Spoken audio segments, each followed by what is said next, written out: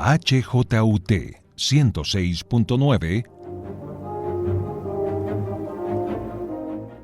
Cartografías editoriales.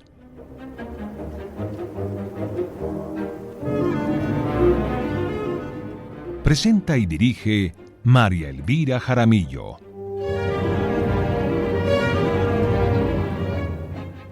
Una presentación de Siglo, las formas del pensamiento.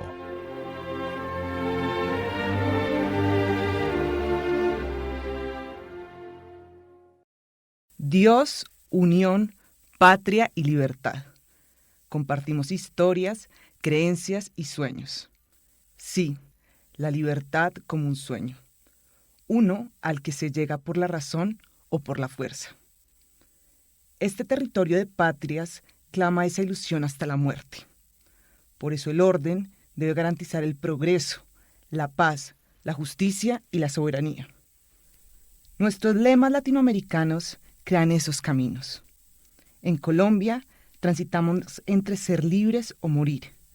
Hemos estado a la orden de la libertad y hoy juramos una nación soberana e indivisible, regida por principios de libertad, orden y justicia para todos. Detrás de esas nociones, las de Colombia y de Latinoamérica, se consolidan estados frágiles y desiguales, espacios con un control ambivalente, estados donde los mecanismos se centran en quién, libertad y orden para quién, libertad para unos cuantos, orden para los que amenazan, para los que son un peligro, y la unión ya no es unión y se convierte en categorías.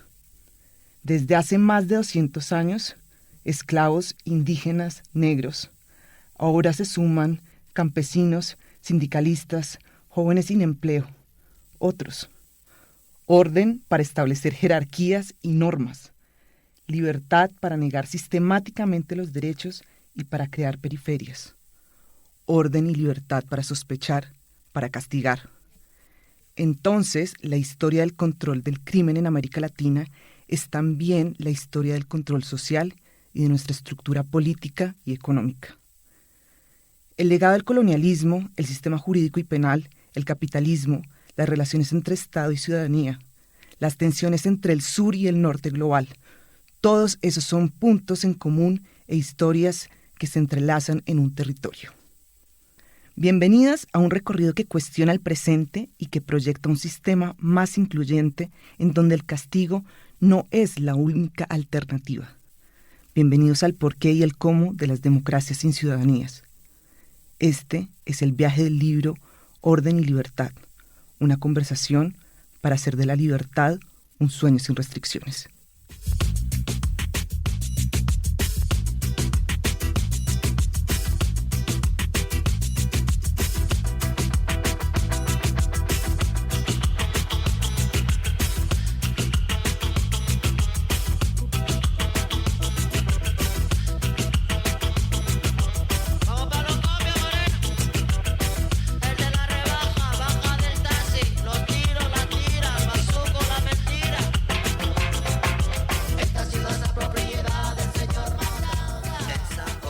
Hoy nos moveremos entre las conexiones de lo nacional, lo regional y lo internacional. Hoy continuaremos la ruta de la colección Derecho y Sociedad, un camino colectivo entre Siglo Editorial y la Facultad de Derecho de la Universidad de los Andes en Colombia. Para un episodio con mirada crítica, interdisciplinar e histórica, nos acompaña un guía que durante más de 10 años ha centrado sus intereses académicos en la criminología, la sociología del castigo, el derecho penal y el derecho constitucional. Él es Manuel Iturralde. Manuel es abogado y profesor asociado de la Facultad de Derecho de la Universidad de los Andes. Tiene una maestría y es doctor en Derecho del London School of Economics. Ha sido director del Grupo de Derecho de Interés Público, del Grupo de Prisiones y del Área de Derecho Penal de la Facultad de Derecho de la Universidad de los Andes. Hola Manuel, gracias por acompañarnos hoy. Bienvenido a Cartografías Editoriales. Hola María Elvira, muchas gracias por la invitación. Muy contento de estar acá. Bueno Manuel, este viaje puede ser un viaje por un mundo que nosotras, los ciudadanos o las personas del común, a veces desconocemos, que es la relación derecho y sociedad. Pero de eso se trata un poco este programa y esta colección que compartimos con la Universidad de los Andes y con Siglo. Entonces, cuéntanos cuál va a ser ese viaje, por qué medio de transporte vamos a ir y hasta dónde vamos a llegar. Bueno, los voy a invitar a un viaje donde recorramos lo que ha sido el tema del castigo en las sociedades latinoamericanas, particularmente en la colombiana, y el papel que ha jugado, digamos, el derecho y el sistema penal como elementos ordenadores de nuestra sociedad. Y los invito a que hagamos este recorrido en una máquina del tiempo, porque creo que tenemos que hacer un recorrido histórico que nos lleva incluso hasta tiempos coloniales para poder comprender nuestro presente. O cualquier cosa que tenga un poco de poder. Quiero convertirme en el músico político y construir un piso al periférico. Quiero acabar con el tráfico. Tendré que entrar a la historia de México. Luego miro al pecero que va medio pedo, jugando carreras con los pasajeros. Pero él tiene que pasar primero.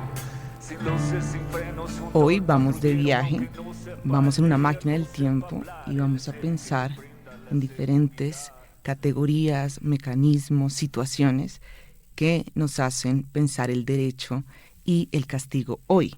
Entonces, Manuel, vamos a hablar de tu libro, Orden y Libertad, en una máquina del tiempo. Espero que quepa tu maleta y la maleta de todos hoy antes de irnos. Antes de empezar, quisiera que habláramos de la portada del libro, que de hecho habla un poco de lo que dijimos en la introducción y es el lema de Colombia. Entonces cuéntanos cómo este escudo en la portada, con sus letras doradas, libertad y orden, empieza a ser como una imagen que devela lo que viene y las ambivalencias de esta discusión también y de estos sistemas que se impusieron hace 200 años como un intento de construcción de nación.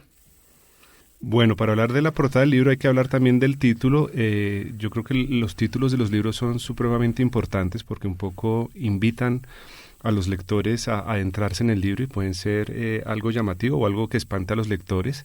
Entonces yo le di muchas vueltas al título, a un título que un poco atrapara de manera sintética lo que yo quería expresar en el libro. Buscaba tener un título llamativo que sintetizara las ideas principales del libro y pues los escudos latinoamericanos un poco juegan con esta idea de libertad y orden que tenemos en el escudo colombiano. Así el de Brasil dice progreso y orden, el de Chile por la razón o por la fuerza, y creo que eso sintetiza muy bien la historia de nuestras sociedades que se han debatido en alcanzar la libertad, pero a través también de determinadas formas de orden social. Entonces, una vez llegué a ese título, que también, muy a propósito, invertir los términos de nuestro escudo, no es libertad y orden, sino orden y libertad, por razones que podremos discutir más adelante, busqué, digamos, una imagen que fuera poderosa y lo que hice fue tomar mi cámara de fotos y hacer un recorrido por el centro de Bogotá buscando, digamos, escudos de Colombia que pudieran permitirme una imagen poderosa y justo me encontré en el Ministerio de Comunicaciones la foto que ustedes ven en la portada, que es el escudo de Colombia dorado sobre una pared de piedra y con una mancha roja que evoca un poco la sangre. Y aquí también hay que ver el contexto en que estábamos. Estábamos en la época de las protestas sociales, del paro nacional, que creo que en últimas va a tener que ver mucho con los temas del libro. Y pues era un poco eso, ¿no? Esa mancha roja sobre el escudo nacional que creo que un poco muestra las tensiones y las contradicciones de nuestra sociedad. Y esa es la portada, pues de la cual también estoy muy contento porque fue bastante pensada y bastante buscada.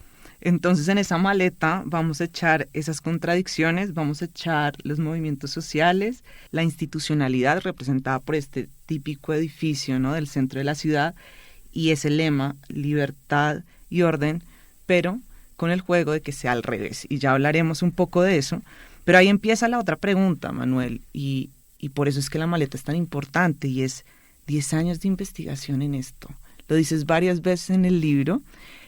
Y uno se pregunta, ¿por qué le parece tan interesante? O sea, ¿qué ha hecho este tema para que te resulte apasionante seguir pensándolo? Bueno, yo creo que este tema me ha marcado desde que yo era estudiante de Derecho y en últimas, pues uno, y lo que uno hace es hijo de su época. Y pues yo soy de la generación de los 80s, de los 90, que fue, pues la historia colombiana siempre ha sido bastante convulsionada, pero digamos que fue una época de cambios muy fuertes a nivel político, económico, social, y también fue un periodo de mucha violencia en Colombia. Es como el comienzo de la guerra contra el narcotráfico, el recrudecimiento del conflicto armado, el surgimiento del paramilitarismo, y yo como joven adolescente en los 90s y cuando empecé la universidad, pues me acostumbré a crecer en medio de eso. Yo me acuerdo que salíamos y ya para nosotros era normal salir en Bogotá y que pudiera explotar un carro bomba, y era parte de nuestra cotidianidad. Entonces yo creo que ese tema siempre lo tuve presente pues por el contexto en que me tocó vivir, y ya una vez estudié Derecho y cuando ya me acercaba a la graduación, cuando teníamos que hacer nuestra tesis de grado, la hice con dos queridos amigos, Felipe Camart y ahora mi amigo y colega Libardo Ariza, e hicimos una investigación sobre los estados de excepción en Colombia, que se relaciona mucho en últimas con temas que toca el libro, y es decir, cómo el Estado colombiano, un Estado con una gran crisis o déficit de legitimidad, en una situación de mucha violencia, de mucha convulsión social y política, acude a herramientas autoritarias y represivas para establecer un orden determinado, o por lo menos establecer la idea de que existe un Estado que pretende establecer un orden en beneficio de todos, pero en una sociedad muy excluyente. Y ya desde esa tesis de pregrado me empecé a meter en esos temas, empecé a trabajar en la universidad en esos temas, y realmente también en mis estudios de posgrado se volvió casi que, podemos decir, una fijación, una obsesión, y fui llegando a esos temas. Entonces todo el tema de cómo el Estado o los regímenes políticos establecen ciertas formas de orden social y económico a través del derecho, y particularmente el derecho represivo del Estado y del sistema penal, es un tema que para mí es fundamental para entender la sociedad en que vivimos, y por eso creo que es un tema que no nos debería preocupar solo a los abogados y abogadas, sino a cualquier persona que vive en un contexto como el colombiano o el latinoamericano. Bueno, y en esa maleta, ¿qué más echamos? Porque me interesa la música. Hablemos un poco, ya nos dijiste 80s, 90s, pero cuéntanos un poco de la música que seleccionaste para hoy. Sí, eso también me gustó mucho pensar en esa música, y primero eso, es una música que tiene varias cosas en común los temas que escogí. La mayoría de ellos son temas en español. La mía también es una generación donde fue el apogeo del rock en español. Uh-huh. Yo crecí con el rock en español, y grupos como los que están ahí en la maleta, Los Fabulosos Cadillacs, Mano Negra, Molotov, eran grupos pues que le hablaron a mi generación, con los cuales salíamos de fiesta, y que también reflejaban mucho la época que estábamos viviendo. Son temas muy críticos de las sociedades en que vivimos, muy críticos frente al poder y la forma como se ejerce el poder, y cómo el poder beneficia a ciertos grupos sociales mientras ejerce una represión brutal contra buena parte de la población. Entonces escogí esos temas, y otro más que escogí, que no sé si alcanzamos a oír, pero lo puse ahí también en la maleta, que es Guns of Brixton de The Clash, que también creo que, aunque es anterior a mi generación, también nos marcó mucho. Y también un poco muestra dentro del contexto inglés y el movimiento punk, todo ese movimiento contestatario e inconforme a la juventud frente a órdenes establecidos que percibían como injustos, excluyentes, y donde, digamos, parte de ser joven era también ser sometido a la arbitrariedad y a la represión de la policía, que también creo que es una cosa muy común en el contexto latinoamericano. ¿Echamos algo más en la maleta? Bueno, yo echaría también un par de ideas. Un autor que es Michel Foucault, que aunque no está explícitamente en el libro, creo que también nos ha influenciado mucho a quienes trabajamos estos temas, y tú lo mencionaste antes, es hacer como una historia del presente. Yo creo que ese concepto es fundamental, y es, para entender nuestro presente, creo que no podemos vivir atrapados en él, sino que tenemos que remontarnos al pasado para entender las condiciones que configuraron ese presente. Y otro par de cosas que metería es esta idea de castigo, que también creo que tendemos a subestimarla. Creemos que el castigo es simplemente una herramienta para enfrentar el crimen o para responder frente al crimen, y el castigo realmente es una herramienta, una institución social, como dice otro autor, David Garland, que cumple muchos más objetivos de aquellos en los que pensamos. Y desde ese punto de vista, también relacionado con la idea del castigo, una noción que también atraviesa mi libro, y es la economía política del castigo. Es decir, entender cómo el castigo es una herramienta social, una institución social que sirve no simplemente para combatir el crimen, sino sobre todo para configurar ciertas formas de orden económico, político y social que beneficia a unos grupos y excluye a otros grupos. Y yo creo que es como una de las ideas centrales que recorre el libro.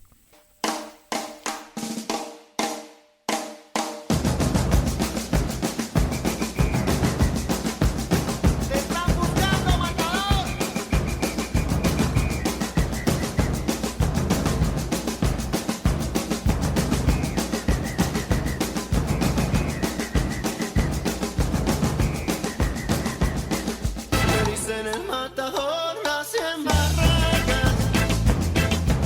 Si hablamos de matar, mis palabras matan. No hace mucho tiempo. Vamos en una máquina del tiempo que recorre 30 años hacia el pasado, 30 años donde el castigo se ha convertido en un espacio para pensar cómo se administra el control de la sociedad. También vamos en una máquina del tiempo para pensarnos la construcción de nación en Latinoamérica. Vamos también en una máquina del tiempo para encontrarnos con un investigador que lleva 10 años muy juicioso pensándose en la economía política del castigo. Estamos con Manuel Iturralde hablando de su libro Orden y Libertad. Manuel, echamos un montón de cosas en la maleta, pero es muy importante empezar a ver que a partir de esa reflexión de los lemas de los países latinoamericanos compartimos ciertos puntos, ciertas historias, pero acá también vale la pena contarle a quienes nos acompañan en este viaje porque un análisis comparado de Latinoamérica nos da luces para entender el castigo, para entender Colombia. Bueno, yo creo que esa pregunta es muy importante porque a pesar de que no voy a negar que cada país latinoamericano tiene su propia historia, sus propias particularidades, también todos nos sentimos latinos, sí. Como lo vimos, escuchamos la misma música, vivimos en contextos similares, compartimos en buena medida un idioma, una cultura y un pasado. Y eso también creo que se refleja, digamos, en el tipo de sociedades que tenemos y la forma en que entendemos y ejercemos el castigo desde el Estado e incluso desde otros grupos sociales. Entonces, lo que uno también ve en estos contextos, sobre todo cuando hablamos de derecho, es que tendemos a pensar que el derecho es algo muy local, que solo podemos hablar del derecho de cada país.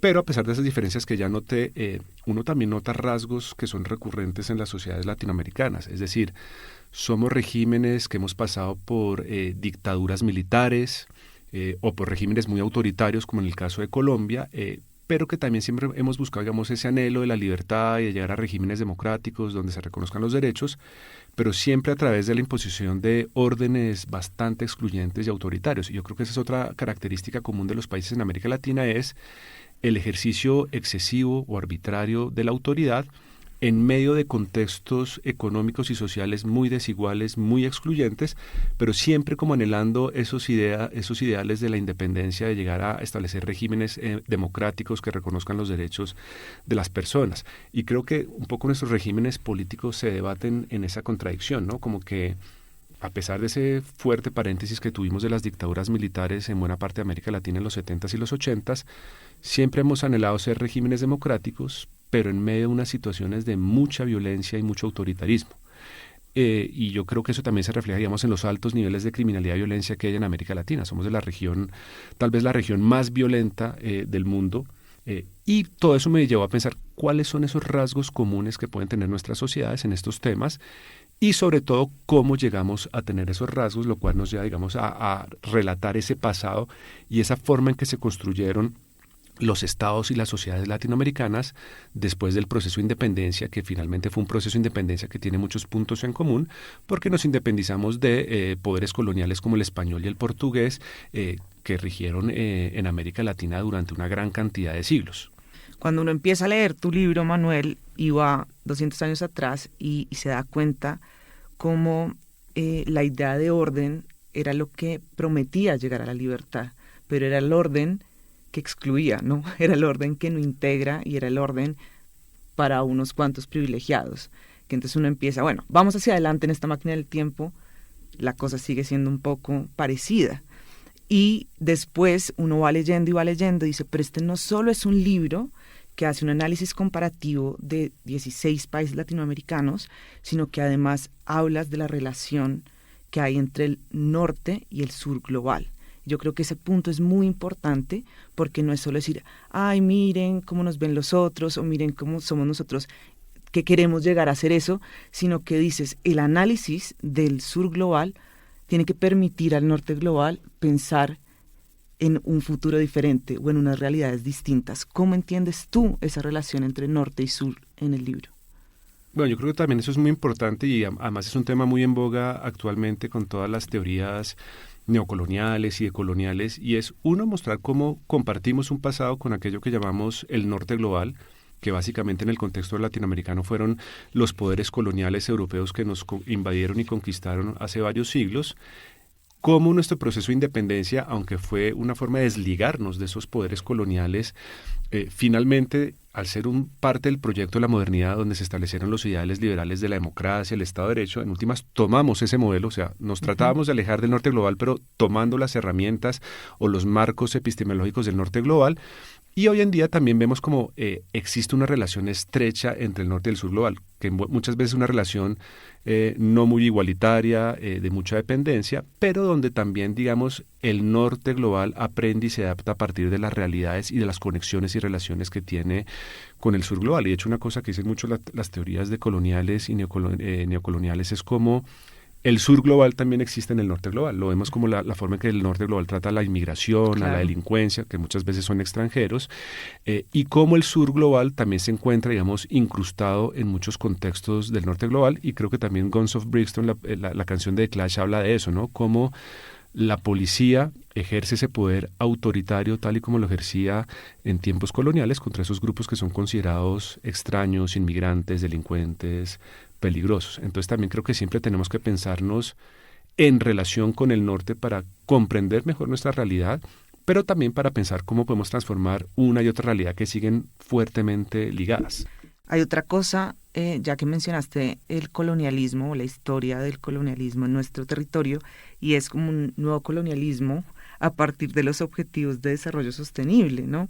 Cuéntanos esa parte del libro que es volver como a una situación local y transformarla a partir de unos estándares transnacionales.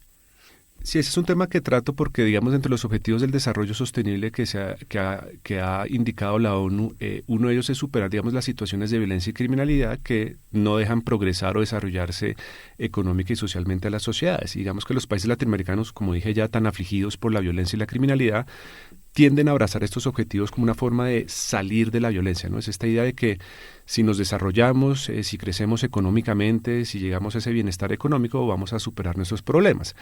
Pero lo que muestro en ese capítulo y en varios otros del libro es como finalmente estas también son unas ideas de desarrollo que se han desarrollado en el norte global desde el paradigma de la modernidad y que en últimas nos hacen seguir un camino que han recorrido los países europeos, que tal vez fue conveniente para ellos, pero no lo fue para los países latinoamericanos, justamente porque, como han dicho varios autores decoloniales, esta idea de desarrollo y de modernidad fue desarrollada por los poderes coloniales europeos en beneficio de sus intereses económicos y políticos, que en buena medida se basaban, digamos, en la conquista y la dominación de otros países y otras sociedades, pues, para obtener sus recursos económicos. Entonces, ahí lo que también busco hacer es un poco cuestionar esa idea de desarrollo y que no quiere decir que no debamos plantearnos unas ideas de, como lo queramos llamar, de desarrollo, de progreso, de cambio, pero que deberíamos un poco tomarlos con cierto nivel de escepticismo, porque realmente no surgen de la nada, sino que surgen de unas relaciones de poder que pueden ser bastante problemáticas y cuestionables. Entonces hemos ido a Latinoamérica, a las tensiones entre el sur y el norte global, nos vimos una cosa mucho más universal, pero volvimos a Colombia. Y como volvimos a Colombia, quiero preguntarte por el orden y la libertad, y no la libertad y el orden. ¿Por qué el cambio y por qué es tan importante? Porque bueno, eso forma parte de nuestro escudo nacional y como de nuestra ideología o nuestra idea de país y de sociedad y de nación. Y es esta idea que está muy bien expresada en el escudo, que la forma de alcanzar la libertad es a través del orden. Es decir, este ideal muy liberal de que la libertad o las libertades no es posible ejercerlas sin tener un orden social, económico, político mínimos.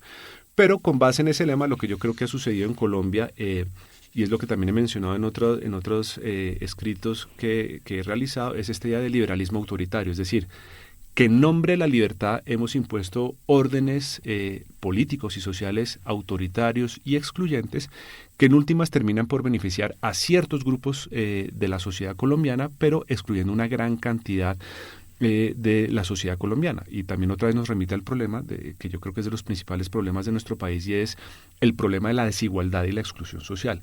Y eso nos remonta otra vez a nuestra historia y a la independencia del poder colonial español de Colombia, y es cómo construimos un orden social y un Estado que, aunque defendían esos ideales liberales, en últimas se forjaron a partir de unos modelos que venían del colonialismo o de la colonia española, supremamente jerárquicos, excluyentes y autoritarios, y que se siguen sintiendo en nuestra sociedad. Entonces, por eso la idea del libro es invertir los términos provocadoramente, diciendo, pues realmente en nombre de la libertad, lo que aquí ha tendido a existir es un orden autoritario, excluyente, y que sigue siéndolo, y que digamos, se legitima a sí mismo bajo la bandera de combatir la criminalidad, la violencia o ciertos grupos sociales que se perciben como peligrosos y que han ido cambiando con las épocas. Uh-huh. Ha sido el comunismo, han sido las guerrillas, ha sido el narcotráfico, ha sido el terrorismo, han sido los movimientos obreros, los movimientos estudiantiles, en el paro nacional, estos jóvenes que tildamos de vándalos. Uh-huh.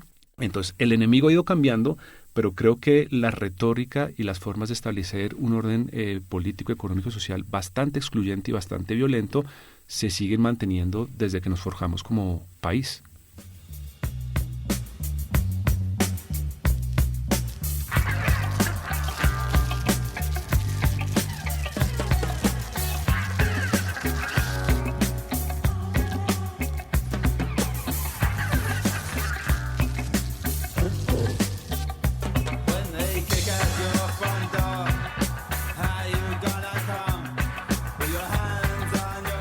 Hoy nos fuimos de viaje con el libro Orden y Libertad.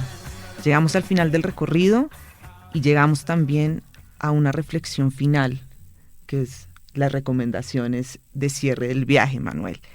Y yo creo que hay un término que tú usas mucho en el libro, que es democracias sin ciudadanía, que parece casi que una contradicción. Me encantaría que pudieras cerrar con esa reflexión.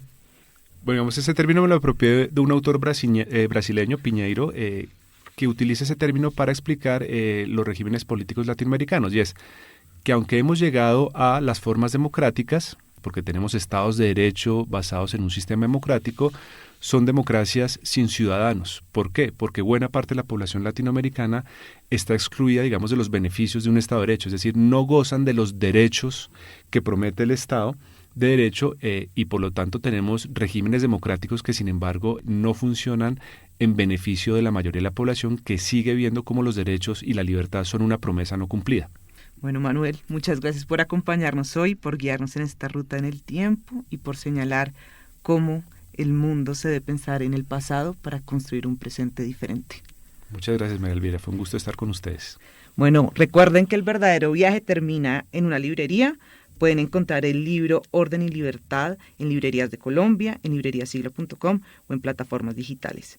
Y para las personas que prefieren el ebook, también lo pueden encontrar en nuestra página web o en tiendas como Google Books. Y recuerden que si quieren seguir conversando, podemos seguir este diálogo en nuestras redes sociales. Estamos en Facebook, en Twitter y en Instagram como @SomosSiglo. Nos vemos en un próximo recorrido, en un nuevo reto editorial.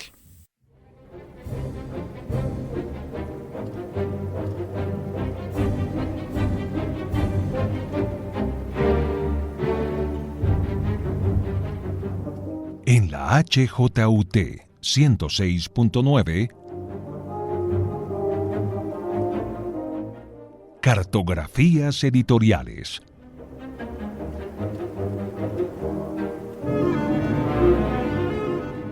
Presenta y dirige María Elvira Jaramillo.